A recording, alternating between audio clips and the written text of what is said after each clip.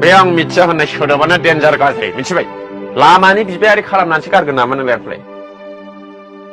बे गथ' गैयैफ्रा सानफ्रामबो मा बेरे फुंजानि दावराव खालामबाय थादोंब्रा नायनो हाथारला आं बिसोरखौ बारमासथिनि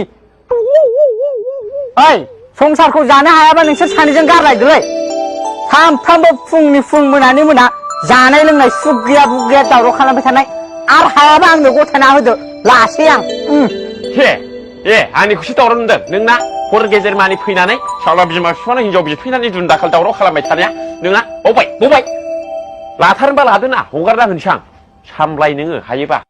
औ लागोनबो आं माबायदि हिनजाव बेयो हगार आंनो सामलायनानै नायगोन आं बाय साला सिफा आउट